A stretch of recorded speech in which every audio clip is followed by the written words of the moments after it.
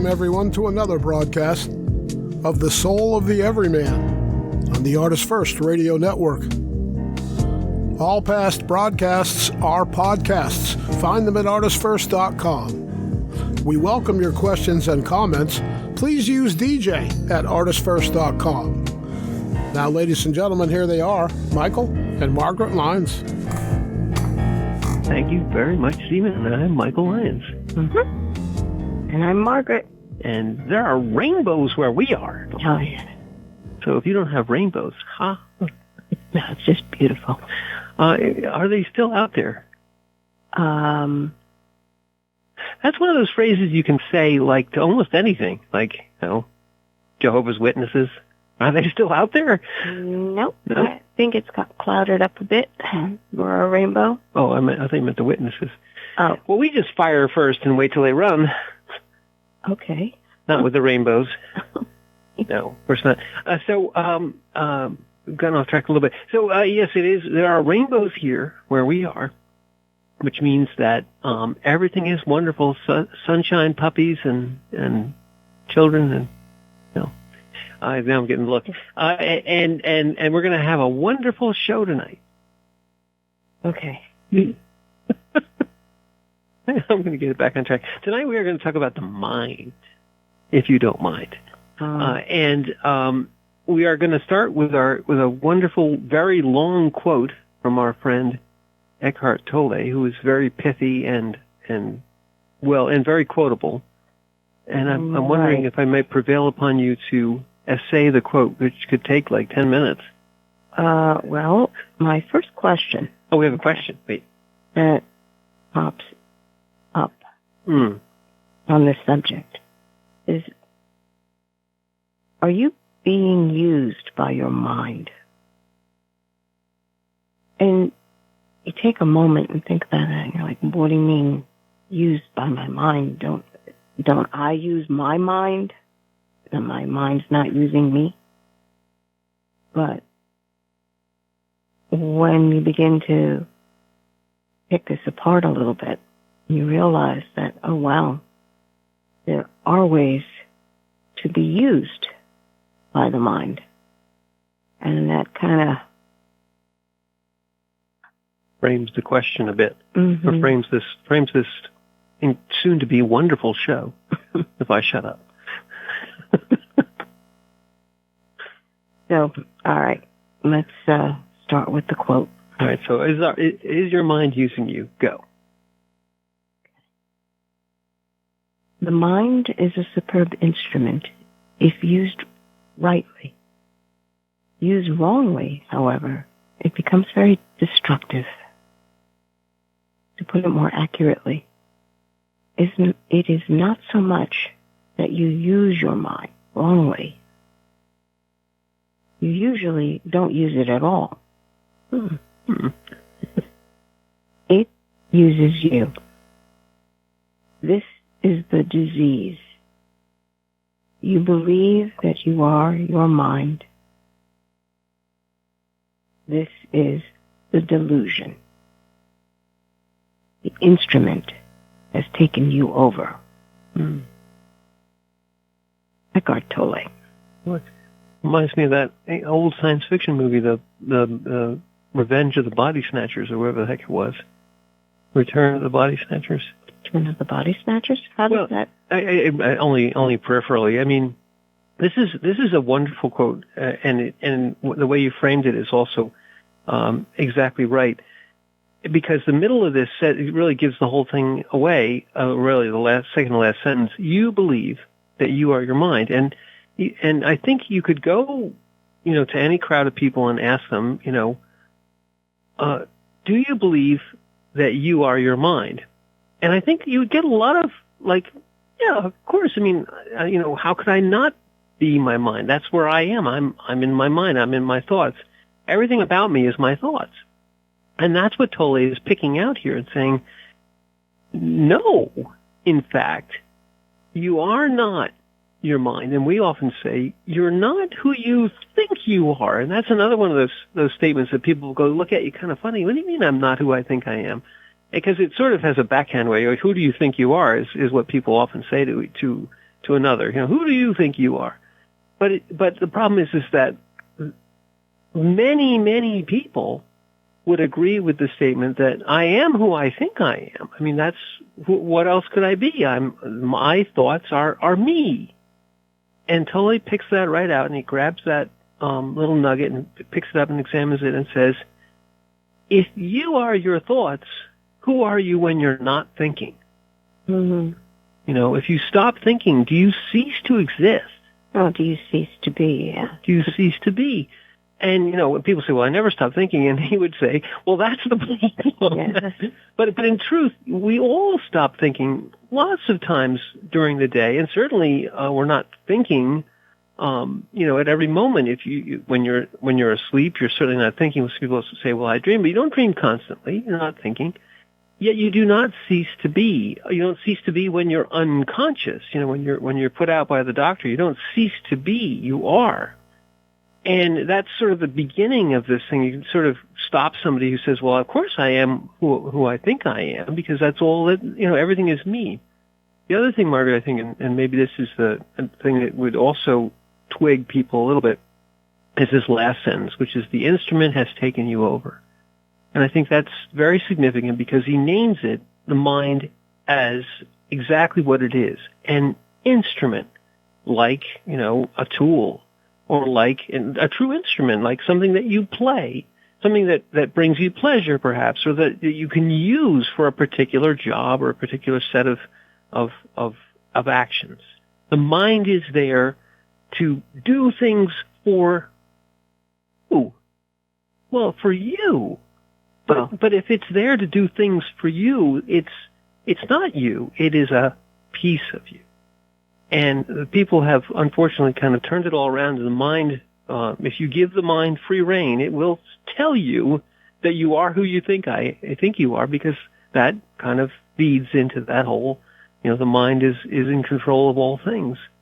And, it also, if you look at Buddhism, that's exactly the path of attack, that they're trying to get you away from this idea that you are your thoughts, by saying, well, let's slow that down. Let's get some gaps in between the thoughts. Let's push the thought away and using various techniques, meditative and others. And yet if you follow that path, you realize that, yeah, I'm not my thoughts. My thoughts are something completely, within me, within the being. Well, your thoughts are part of you. And there's a bit of a mishmash when it comes to understanding what's actually going on internally. Because most people lump it all together and just say, well, that's me. This is how I think, and this is how I feel, and this is who I am. Mm-hmm. And how you think is not necessarily you. It may be an aspect of you. How you feel is also not who you are. Again, another aspect of you. And trying to expand your consciousness to be able to distinguish what it is that you are perceiving in the present moment. Whatever it is unfolding, how you may be feeling, how you may be thinking, or not thinking and just feeling, or experiencing what it is the body is perceiving in the environment around. Are you interacting with another person? Are you enjoying the space that surrounds you? Are you in a space that's loud and noisy, or is it still and quiet? If you approach experiencing your feelings the way you experience your body, and experiencing your thoughts the way you experience your body, it's a first step. And that can sound confusing because, well, how do you experience your thoughts the way you experience your body? Can you taste a thought? No. Although there is a certain... synesthesia. Well, there is a certain feel to the thought. And I hesitate to use the word feel because it does not encompass it completely. There's a frequency to a thought. That's better. And thoughts, you can have very negative thoughts. Now, we understand that, negative and positive thoughts. And you know how it makes your internal baseline feel when you have a negative thought. That's definitely maybe a depressed state. Or if you have a positive thought and suddenly your whole energy is hopeful, joyful, laughter. Looking at your thoughts and understanding that there are certain frequencies to your thoughts. And if you understand, it's almost like setting a baseline to your mental state. Maybe that's the best way to put it. That's the baseline for your mental state. And how you begin to interact with what's around you. So if you have that low thought, that negative thought, then you're pessimistic. You don't see any point in doing anything. It's just low. You set your mental body to that low frequency. And you can actually set it to a high frequency. You can watch something that you enjoy, or something that makes you laugh, or something that makes you smile, whether it's an environment, a sunrise or a sunset, water, ocean waves, watching small children do silly things, or your pets when they do crazy things too. They're funny. But there's a lightness there. And you've set your mental body to this more positive, open, okay, let's experience this. You can also do that with your emotions. To begin to interact with your emotional body in a way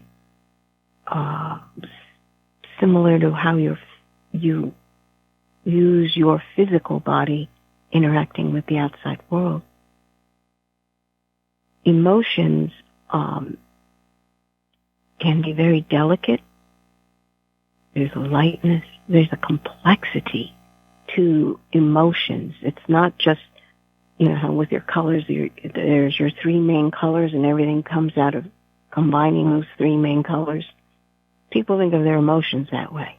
I've got three main emotions and then I can combine them and I get all these other emotions. It's like, well, no. No, there's many emotions that you have, many textures to the emotions. Not just the lightness or heaviness, but a delicacy in structure, a resonance to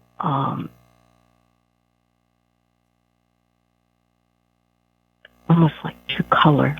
It's about the only analogy I can think of. That rainbow color that you see, if you equate different emotions to any of that rainbow color, and which is funny because it's exactly what we do as humans. If you're feeling blue, then you're sad. If you're feeling rosy. Yes. Well, I mean, that's true. I mean, color is a good analog for emotion. But I mean, I want to go. You're again. I'm going off. Well, no, you're not going off. I think you're great. Just there's so many things there. I mean, but I think the all of what you said is sort of the mechanism, if you will. So if we just go back a couple of things, people are very much concerned with those two things, which are aspects of themselves, which oftentimes they turn into themselves, which are their thoughts and their emotions. And an emotion can kind of excuse me, emotions can engender thoughts. You can be feeling angry, and then you can start thinking, well, what's the cause of my anger, and go off into all the stories and thoughts. Or thoughts can trigger certain emotions, as you mentioned. So there's this sort of duality or synchronicity between your thoughts and your emotions. They go back and forth. And what Tolle would often say is that both of those things can feed the ego, which is the sense of self-identity. What is the ego if nothing more than who you think you are, and how do I feel, and do I like it, and don't I like it? And this is all the little I. This is the ego, and it is fed by the thoughts and emotions which the body can produce. The body produces emotion is sort of like power. Margaret was saying color, but it's also power. It literally is when your emotions rise, you are granting the body power to do things, the power to help or to heal or to love or to do these sorts of things, these sort of positive, happy emotions, power to destroy or to defend or to run, these fearful or anger emotions, and there's many other. And technically there's 7, but it doesn't matter. There's many blends of these things. As again, Margaret said, there's all these different, and color is a wonderful analogy, because you have your primary colors, but how many colors are there? Well, we've certainly put a number on them. You can find a Pantone 32,000, whatever, but in fact, there's a full spectrum, a continuous, sweep of colors, and that's what your emotions and your emotional power is within you. However, but these things can, as Tolle says about the mind, and emotions can do it too. We all know people like this who are really driven by their emotions or driven by their thoughts, and one emotion drives all these thoughts, and all these thoughts drive this emotion. They're depressed, or they're angry, they're happy, they're sad, or they're people you can't mention anything that triggers them off into a rant or into some sort of tirade. Those emotions and those thoughts have become their ego, have become their persona, and if you ask them who they are, they'll start saying, well, this is who I think I am, and this is how I feel, and this is what I like, and this is what I don't like. Well, when you think of the color and what happens, like the phrase we have in English is seeing red. Seeing red means that the anger is rising. And there are people who are addicted to anger. Sure. They like the feeling, usually because they say they feel powerful in that moment. They don't feel vulnerable or weak. And it's interesting because if you begin to check your baseline emotions throughout the day, like where do I happen to be in my emotional set? Where do I happen to be in my thought set?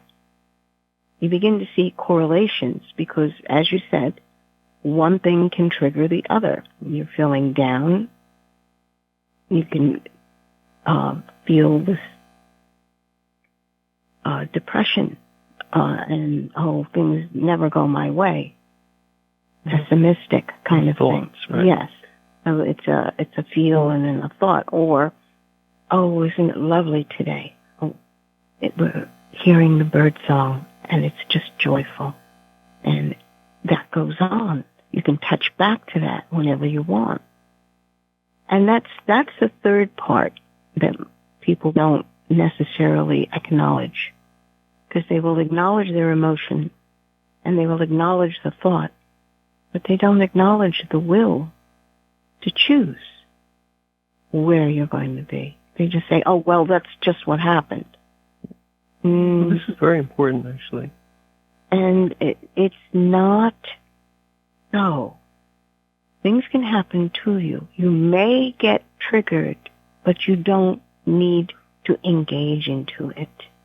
You take that half a second and realize I can choose in this moment whether to take steps into anger or whether to reserve, not do that. And that's usually the beginning of it. You must choose. You must assert the fact that you have choice. You are not some puppet or someone, pushes a button and suddenly you go down that road and gee, I'm not responsible for me. It's like, no, you decided that you wanted to follow the path of least resistance in that moment and follow the anger. Let's stop right there for a second because it's so very important. So what you just said is the key of the whole thing. And I think we've kind of been moving through this because this is ground that we have covered a little bit, but this is the key of the whole thing. And you wrote this, and I was going to bring this in, and this is a perfect place to do it.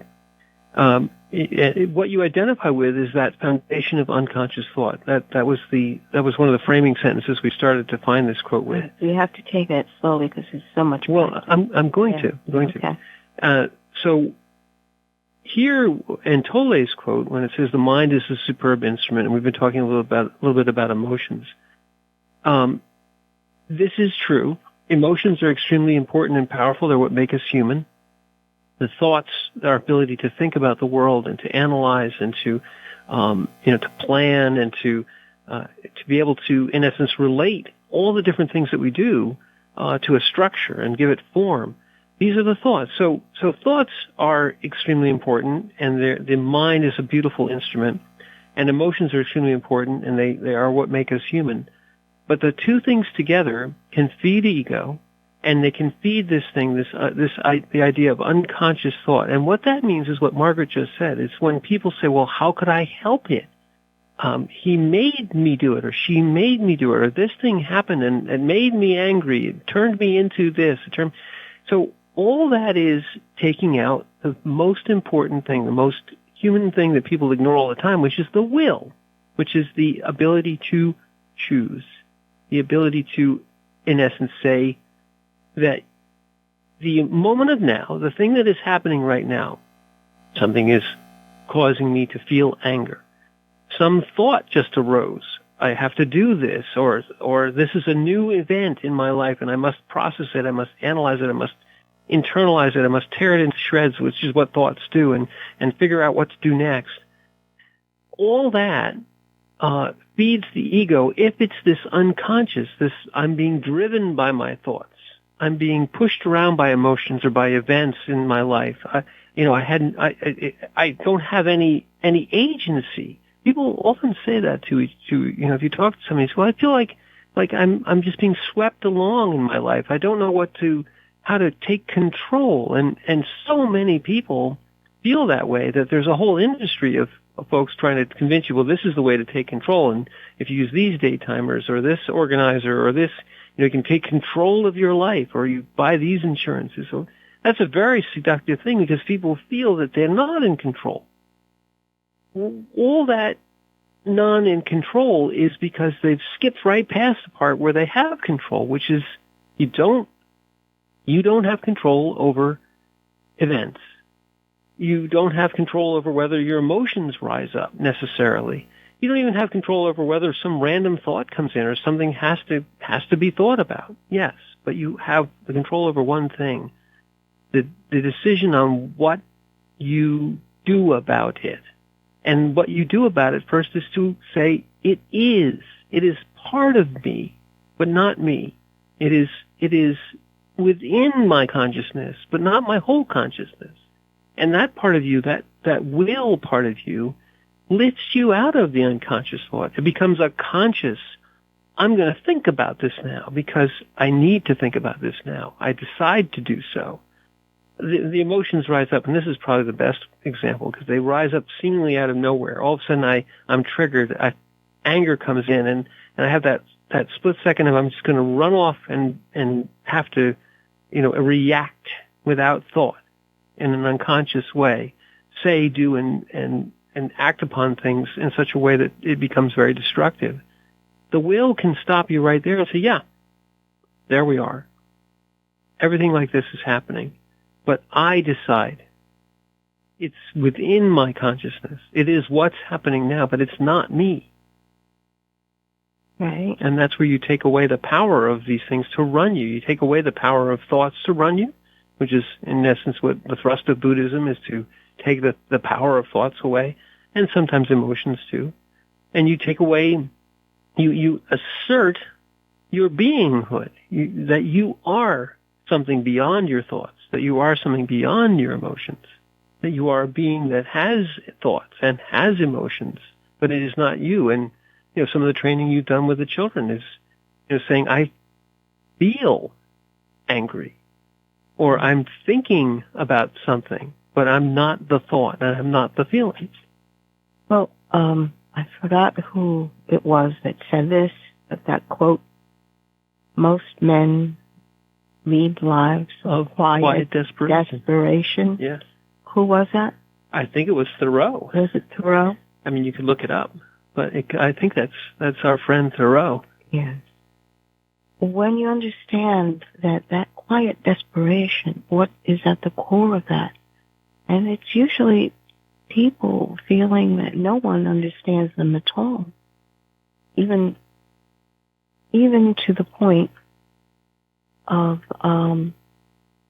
they themselves not understanding who they truly are. And when you are in an unconscious reactive mode, you become triggered by something in the environment, something someone said to you, an event that's unfolding, okay, so you get triggered and you're not happy. I don't like what that person did. And then you start going down that road of that feeling of, I don't like this as your foundation. And then you proceed to make the list of all the things that you feel that were done that were bad. And usually there's not anything you can do about it to influence it, to change it, to make it different.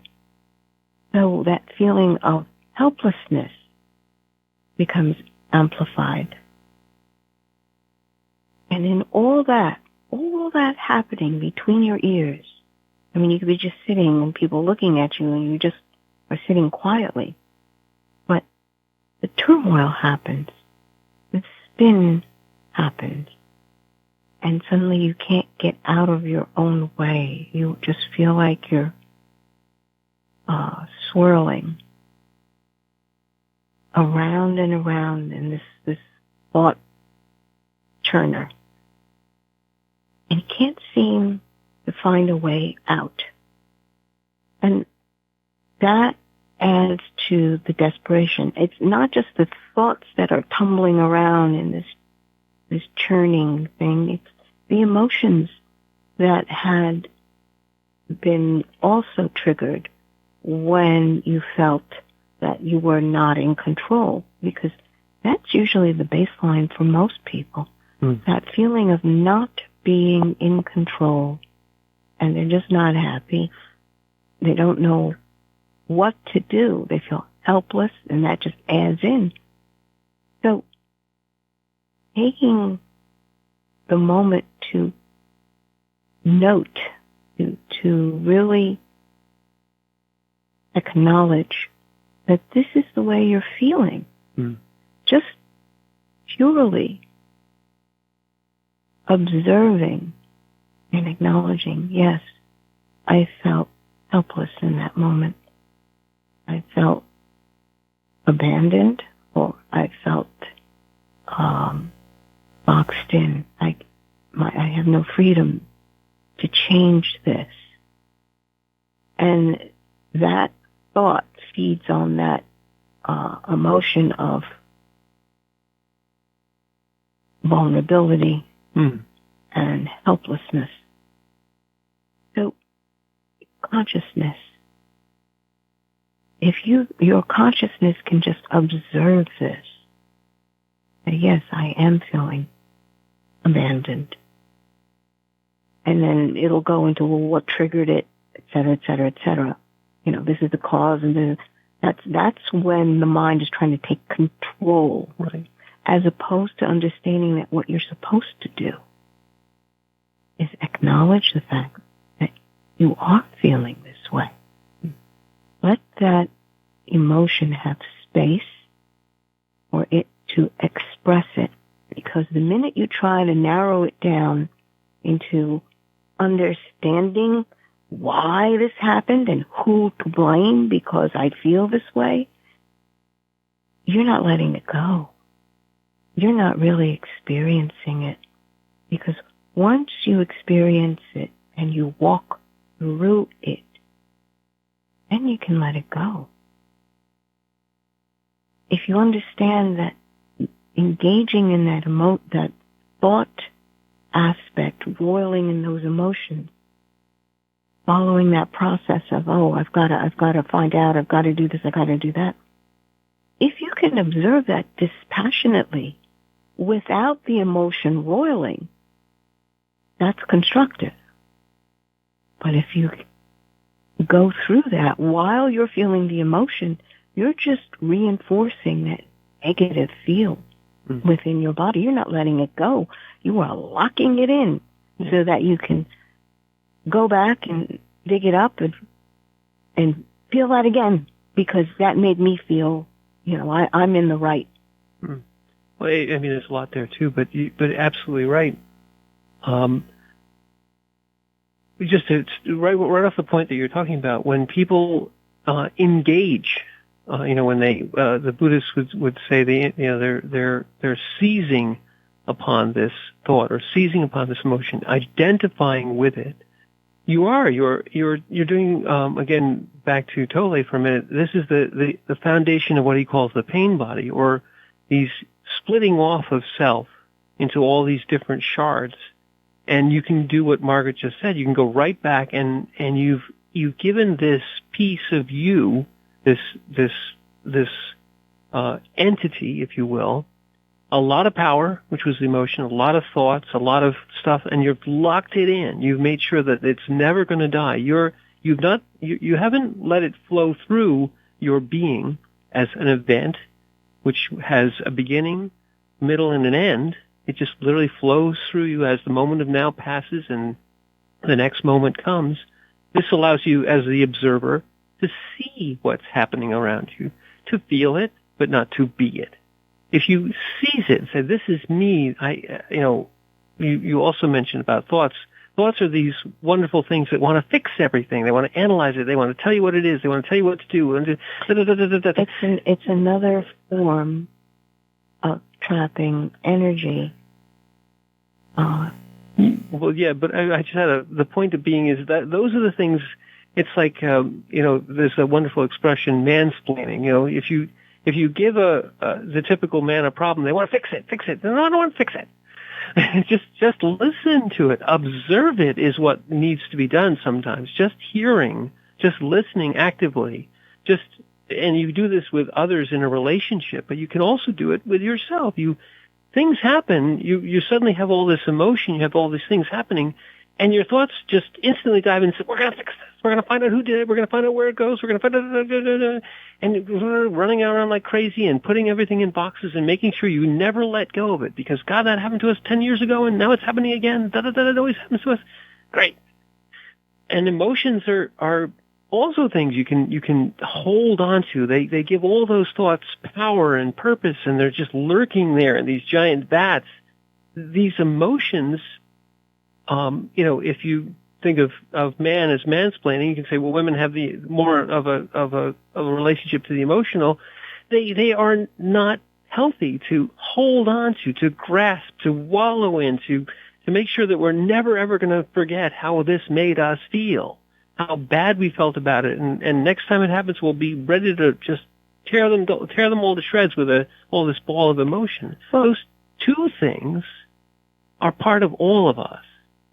Right. And to the extent that you don't do what Margaret just said, which is that when these things come up, and they're going to come up in your life, and they come up in everyone's life, because this is human beings, when they come up, you as the true consciousness, the being that has thoughts and emotions and a will, says, here's the moment of now.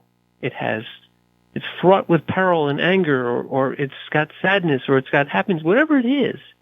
It's just now. It's going to move through me, my consciousness. Don't grasp it.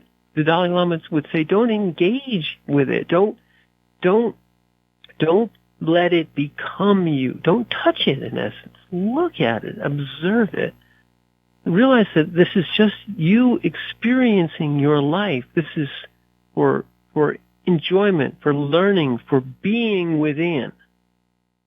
And we have such powerful minds and such powerful emotions that we can fragment our being and make these things live in some corner of our consciousness and even cloud our whole experience of being, because it's like, I want to live here forever, and I want to make sure that I'm the thing that you see everything through, your anger.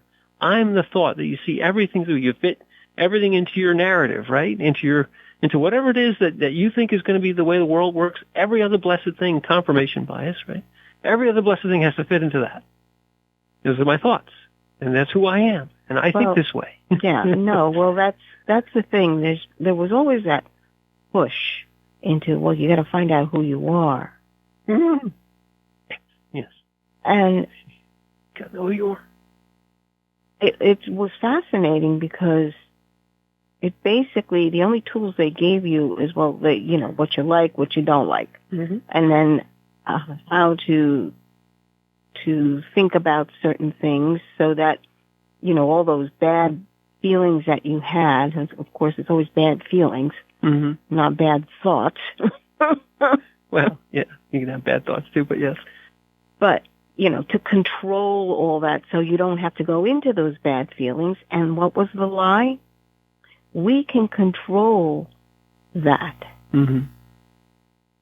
We can control our universe, our world, as long as we think in this rigid structure, the way I'm going to tell you how to handle it, we can control it so that you don't feel bad ever again. Mm. And that is just a blatant lie.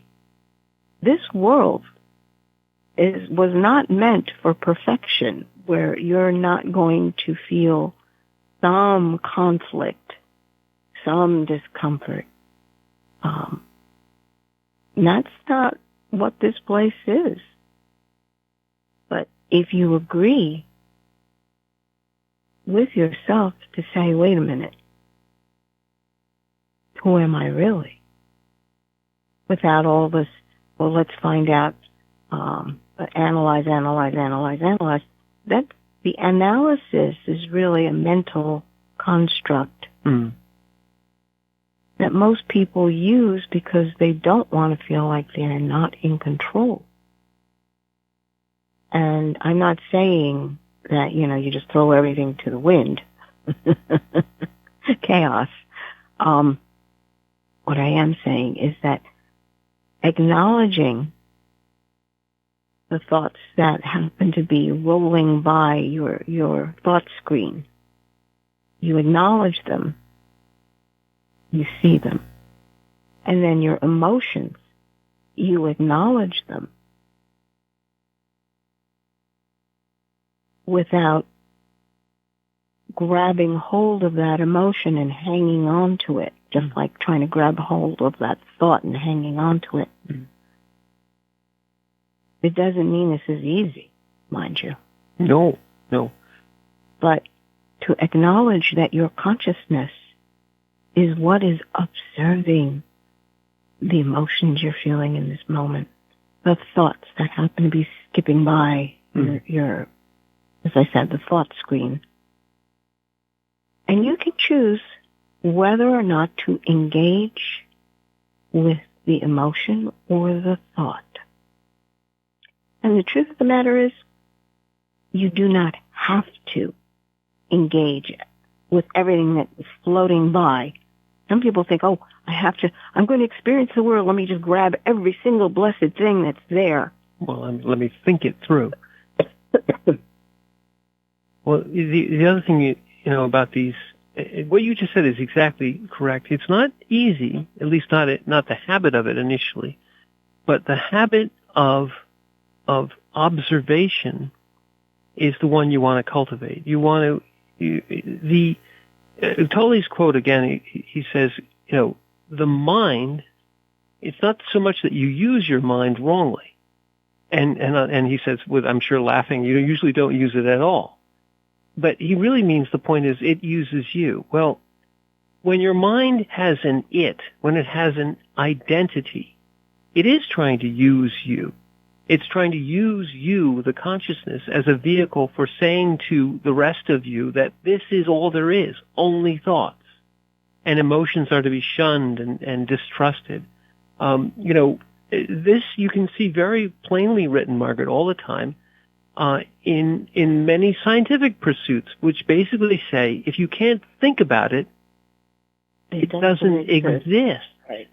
Now this is a wonderful conceit, because the mind would love you to believe that. If you can't think it through, if you can't quantify it, if you can't measure it, it doesn't exist. Now, on the true edges of science, out where the real science happens, the real science is always dealing with things that you can't think about. You're trying to, in essence, what thought is really doing in real science is thought is trying to make some sort of analogy or some sort of model, which is a better word for science, a model of what's really going on. Because what the mind properly used says is that we're observing the universe through a very limited lens, what we can actually kind of see or what we can actually touch, or all the things, the way of our instruments work. But in truth, we don't see what is true reality. We know that. If you're truly at science level, you know that you get to the edges of where the real science is going on, and you can't really do anything out there. You have to make a model. Well, that model works up to a certain point. And when it stops working, if your identity is with your thoughts, you say, well, then the universe must be wrong. It doesn't exist. It doesn't fit into my model. But in true science, you say, I guess we got to remake this part of the model, or we might even have to throw out the model and get something new. And that's where the true science is. Now backing up, you can get caught in always grabbing onto your thoughts and saying that if I can't think about it, then it's not real. And if it doesn't, if you're always grabbing onto your feelings, you're saying, well, if it makes me feel bad, it must be bad. It must be wrong. If I feel angry, I must be angry. This is who I am. It becomes your identity. It becomes an ego. It becomes a construct. And in that way, your emotions, and this is the problem with this, Margaret, is that the words, your emotions use you. Well, there's a lot of things in that sentence, but in fact, if you break it up into different words, consciousness has emotions. Consciousness has feelings. Consciousness has thoughts. Consciousness has a will. But all those things are within consciousness, as well as the whole universe is occurring within consciousness. And so when the mind is using you, what it's doing is trying to take over consciousness, your being. When the emotions are trying to tell you that this is how we are this, we are that, we are angry, we are frightened, we are whatever, it's trying to take over the consciousness, the all of you, to kind of cloud your experience, to break it into pieces that feed an ego construct, a persona. And that's when the instrument has taken you over or the emotions have taken you over. The way out, and Margaret just said it, and we'll go into a little bit more detail, but the way out is to expand your consciousness awareness. Say, here's a thought. Don't think about the thought. That's just self-referential. But say, observe the thought without touching it. This is the analogy that the Buddhists use and Tolle uses. Just you observe the thought. Well, it's just a way, a technique to observe the thought or observe the emotion. There's fear again. And there's a space. It's filling up with fear. But you don't say, I am afraid.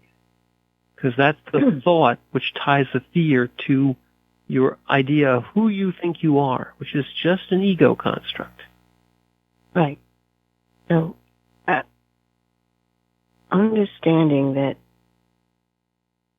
you feel your emotions. I feel afraid. And then I have a thought, not I am a thought. Mm-hmm. Yeah. I have a thought. And you observe the thought. Again, the body is a marvelous instrument as well for you to begin to learn how to do this and to be able to sit in a space and just observe the goings on all around you.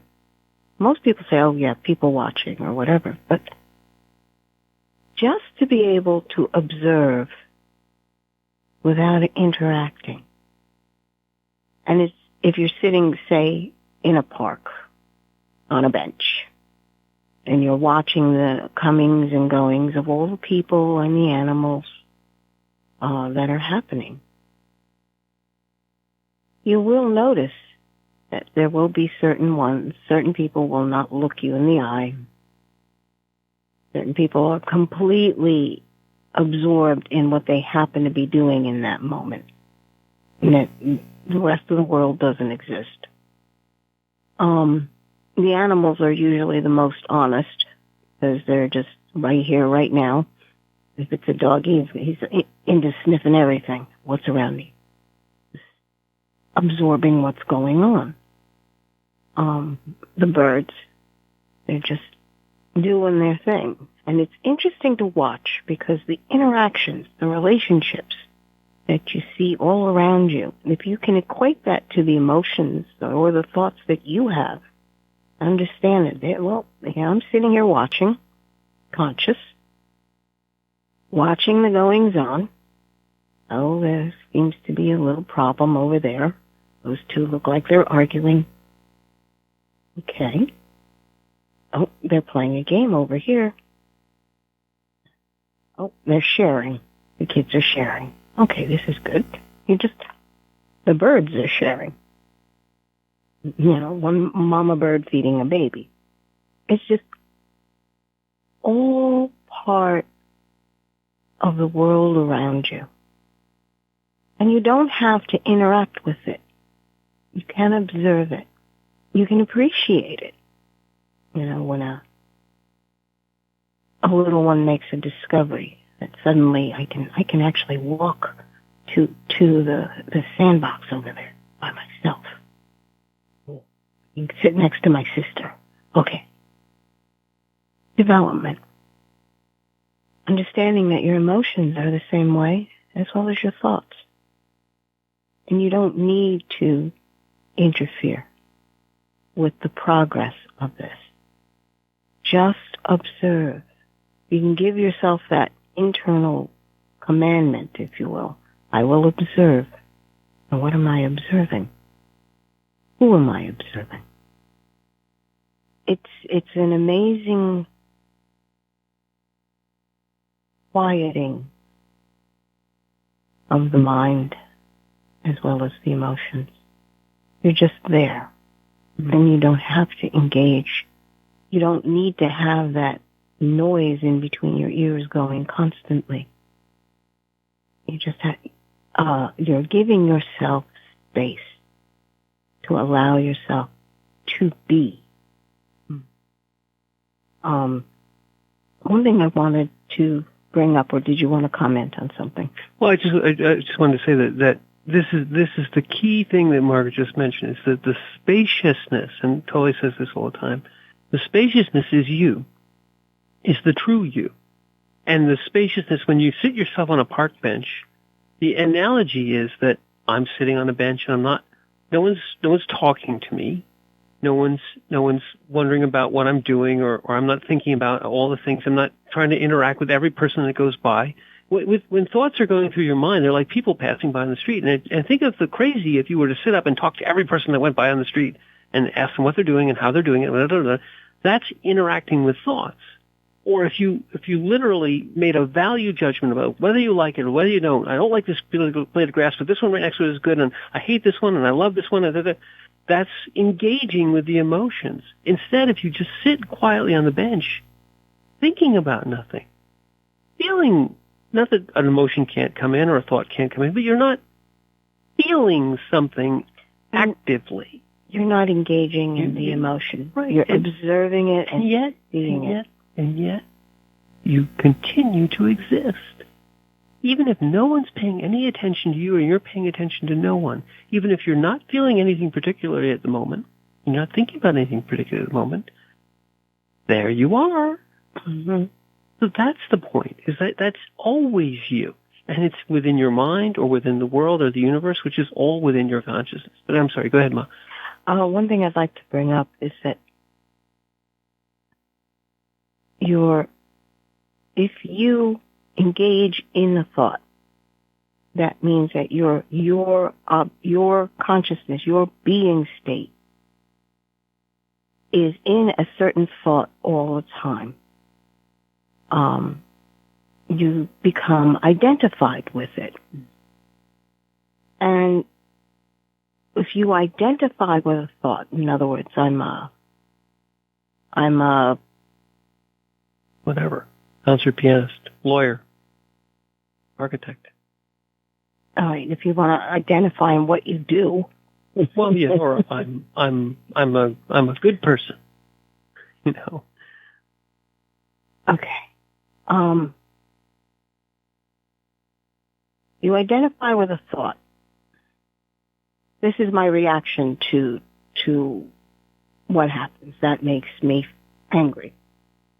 And you believe, that you engage in that constantly. I feel helpless. Why does this always make me feel helpless? And you get to the point where you believe that you are helpless. And if someone tells you something to the contrary, that, that assumption you made isn't true, you feel as if you are being attacked. Mm. What do you mean it's doing it this way? That person's always done this to me and has made me feel this way, so I must be worthless. They always said I could never amount to anything. I must be worthless. Someone tells you, no, you're not. No. They feel attacked. Mm. Instead of being encouraged, they feel attacked. Why? And it's because they have taken the idea that they are worthless as truth. And that's who they've identified themselves with. Right. So if you tell them they're not worthless, they feel like they have no identity. It's the old, well, at least I had this identity of being worthless. Yeah. At least I knew who I was. At least, you've said it exactly correctly. At least I knew who I was. And they will defend that. Yeah. Because they feel attacked. And when you have triggers like that, it's observing that and saying, well, no, that's not the wholeness of who I am. I'm more than that phrase that was given to me, maybe in the family someone said, oh, you're worthless. Acknowledging the fact that was something, a thought that was given to you, and it triggered all those other feelings of emptiness and nobody cares. So when that happens, the tendency is to believe that it's all, that thought, well, what do you mean I'm not worthless? Well, that's got to be wrong. If you are not telling me what I already know, then you're wrong. Have you ever wondered why people do that? I mean, it's like, it's not what this person believes, and they immediately turn around and say, well, you're wrong. You're looking at them like, you have worth. You are cared for. No, I've never been cared for. It's like, okay, you are locking yourself into this small pit of despair.